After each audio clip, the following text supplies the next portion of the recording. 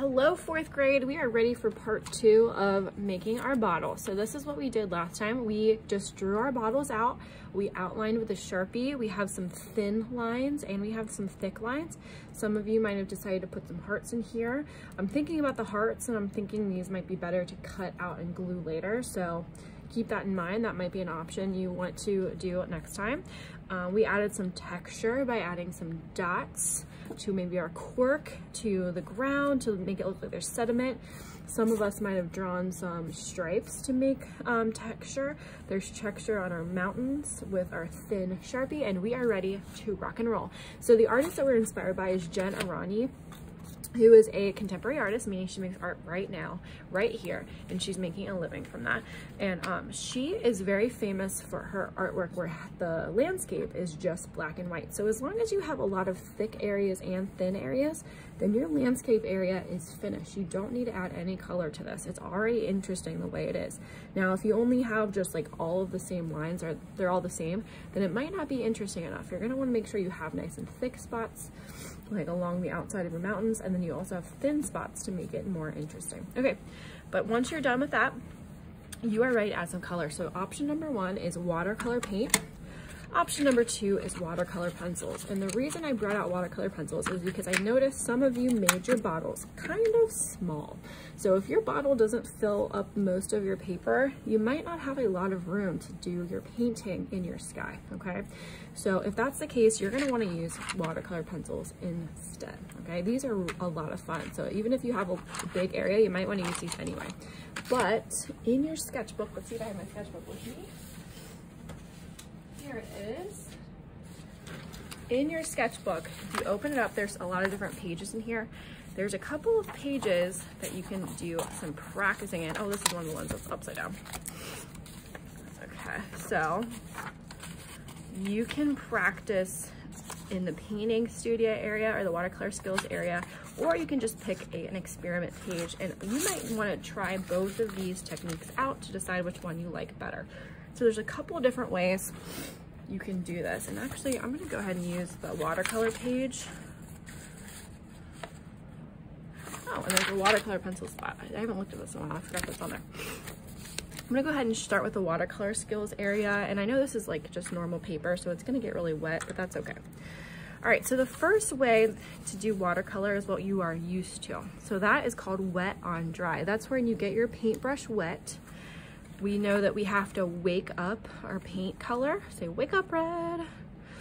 And then once it's wet and woken up, we're ready to paint on our dry paper. So this is wet on dry. So the paper is dry and our paint is wet. So that's the first way to use watercolor paint. The next way is actually the way that Jen Arani paints hers usually. She uses a paint or a watercolor marker sometimes, but what she does is she will get the paper wet where she's painting. So I'm gonna get the paper wet with my paintbrush and make a heart shape. I'm gonna paint the whole thing in with some water so the paper's wet. Then she'll take her color. So let's take some red. And so now the paper's wet and the paint is wet. And then you can see that it kind of bleeds. And usually it even stays in the wet areas for you. Okay, so that is the second way to do it. And this way of doing it is fun because you can actually take another color that's next to it on the color wheel, like orange or maybe even yellow to make your own orange, and you can kind of blend the colors together and they bleed together. So that's the way I recommend to do it, okay? But if you would like to use watercolor pencils, I'm gonna open it up and show you this page where there's a watercolor pencils section.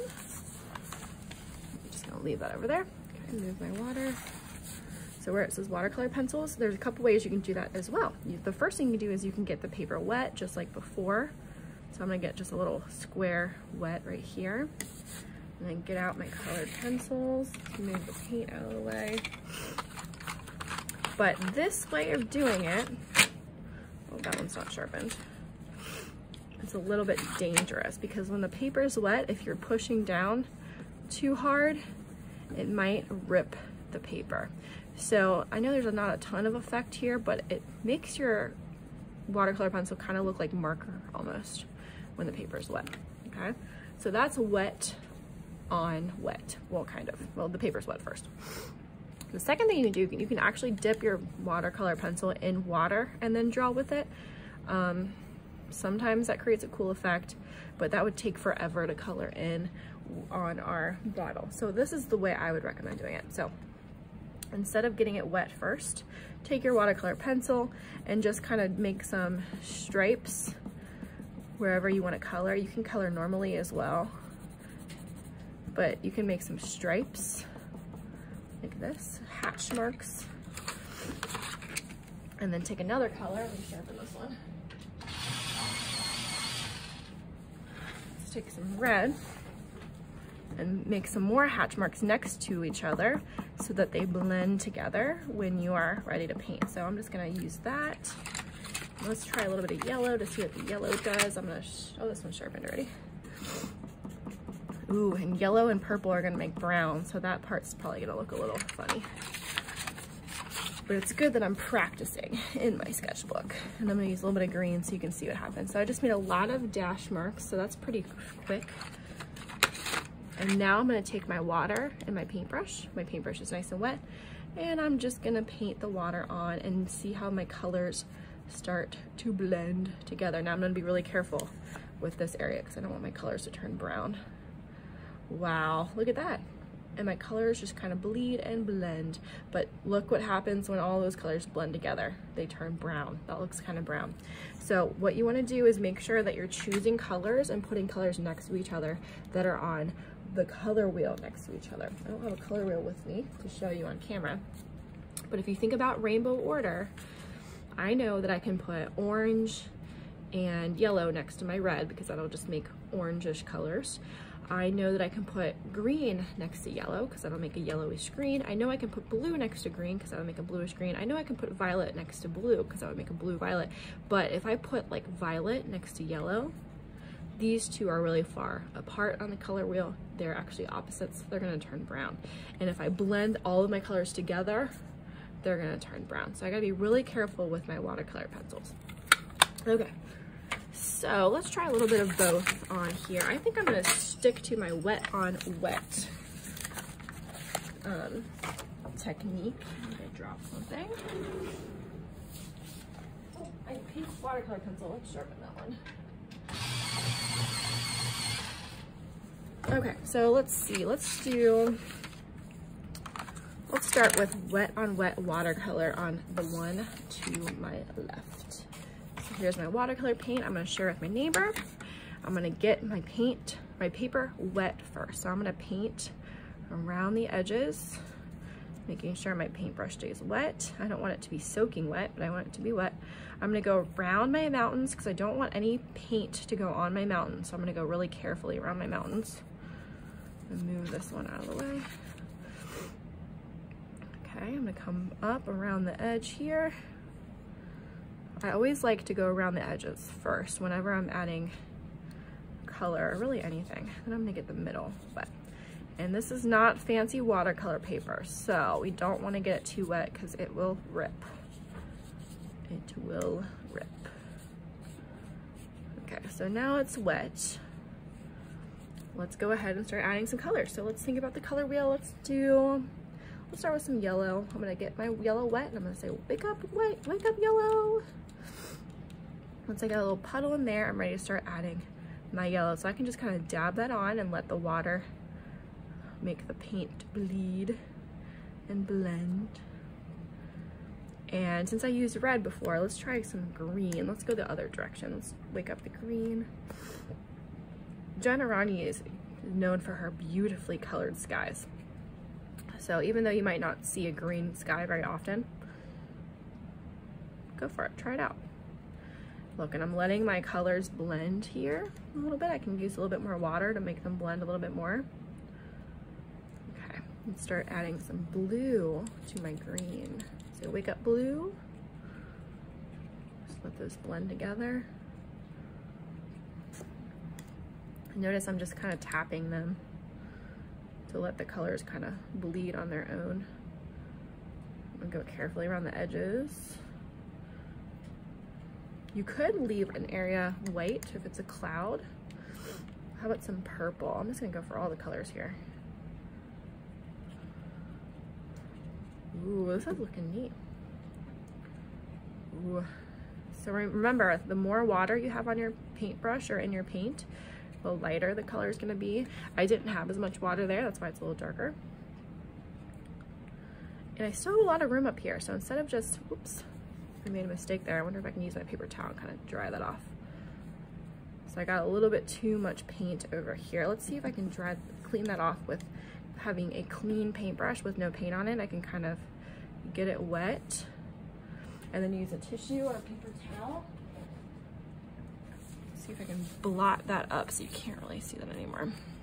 Okay, so remember, if you make a mistake, it's okay, we don't have to be perfect. All right, so now I'm at purple, and I know purple and red are actually next to each other on the color wheel, so I'm gonna add some red now. I'm gonna do the top red. So I have a little bit of almost all the colors going on here.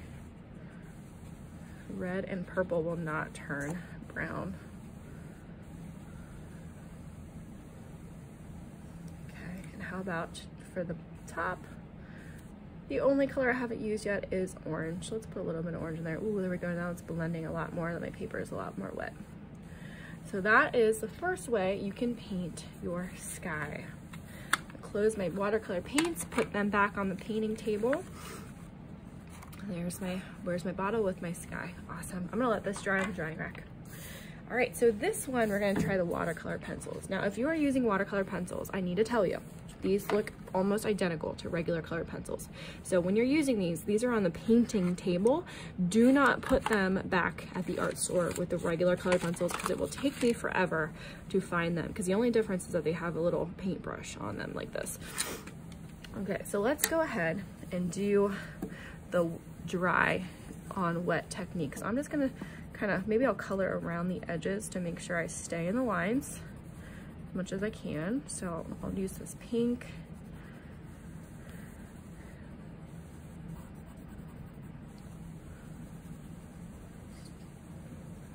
I go around the edges. And then for the rest of it, instead of having to color it all in, I'm just gonna add these hatch marks. Hatch marks are little straight lines next to each other. You could do cross hatching where you do some the other direction too, but I think I'm just gonna just do regular hatches, just up and down. So we'll do a bunch of pink at the bottom.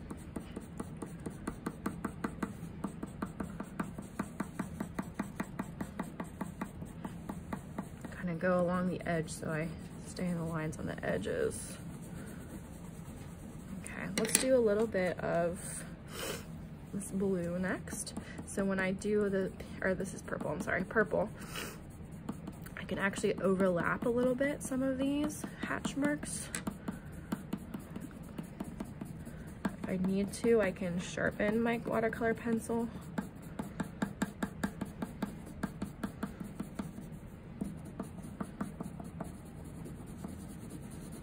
Okay, there's my purple. Let's add a little bit of light blue. And I'm gonna go around my heart to see if I can, might leave that one white. I leave that heart white. But if you mess up your heart, if you try to go around your heart, it doesn't work out for you. Like I said, you can always go get a piece of paper and cut out a new heart and glue it on top later when it's dry.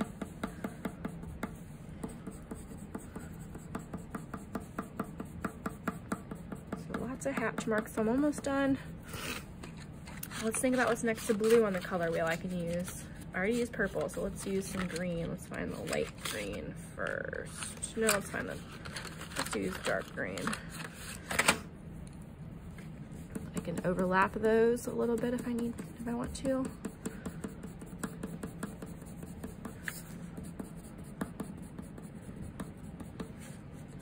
You might not have a lot to color in if your bottle is smaller than mine. My bottle is pretty big. Now let's use light green next to it. This one needs to be sharpened. This light green is pretty similar to the dark green actually. All right, so the last thing I'm gonna use next to green is yellow on the color wheel. Remember, there's a color wheel at the front of the room you can look at if you're not sure. All right, there's all my hatch marks. Okay, so now I'm ready to add some water to this to make it look like watercolor. And actually, this looks pretty cool already. All right, so here we go. I'm gonna take my paintbrush, make sure it's wet or clean and just nice and wet. And I'm just gonna start from the bottom. I'm just gonna get it wet and push it up so I don't get it on my mountains. And once that pink color starts to bleeding, I'm just gonna keep going to the side. But before I go all the way up, I think I'm gonna get some more water and kind of clean out my brush so I don't have all my colors mixing together again. So now I'm moving up towards my pink or my purple. I need a little bit more water. And it might be cool to kind of let some of your lines stay the way they are. And you know what? I'm gonna go ahead and make my edges wet so I can try to stay in the lines a little bit better. So if you want to take your water and just kind of go along the edge to help you stay in the lines, that might be a good idea. This paintbrush is not the best paintbrush. Also, that's a good idea. If you have a paintbrush that's really giving you a hard time, go get a different one. Sometimes it's not worth the battle with the paintbrush. Professional artists spend a lot of money on their paintbrushes to find the right one that feels good in their hand as they're working. So I'm just adding some water. I'm kind of pushing it up so my colors don't all blend together. I'm cleaning my brush out every once in a while. Ooh, that's a really pretty yellow green that it's making at the top. There we go. And then if I want to blend them some more, I can take some more water and just keep going. I don't want to get it too wet because, like I said, this is not our fancy watercolor paper, so it will rip if you get it too wet. But if you let kind of like a drop of water sit on there, it kind of makes like a tie-dye effect, which is kind of cool. All right, there's my sky with my watercolor pencils. That looks pretty awesome, guys. I'm not sure which one I like better. I think I might like the watercolor pencil one but more. So you guys can choose which one you would like to try. When you are finished, you're gonna let the rest of it just stay black and white so that we have our contrast between our beautiful bright colors and our black and white thick and thin landscape. And because we added texture on our corks and bottles, we can actually just leave this black and white too, and that looks interesting just the way it is. So you are finished with this. When this dries, we can cut this out and glue it onto a new piece of paper, especially if you have a lot of spots that are messy. So I'm gonna cut this out when it dries, and I'm gonna glue it onto whatever color I think might look the best. I think I might do maybe yellow on this one to bring out the yellow at the top that I have here. So that's the next step when you are finished, but for now we'll just go ahead and put this on the drying rack, let it dry. Put your paint brushes in the sink, your water cups in the sink. These watercolor paints, hold them carefully like this so they don't drip. Take them to the painting. Oh, that just dripped like that, so be really careful. Hold it with two hands flat so it's not dripping. Take it to the painting table, and then this is very important. Make sure you have all of your watercolor pencils back in the box. If you're sharing with your neighbor, make sure you have theirs before you put these away. And these watercolor pencils go with the paint on the painting table. They do not go with the regular colored pencils. All right, I hope you guys have fun. I can't wait to see your creations. See you later.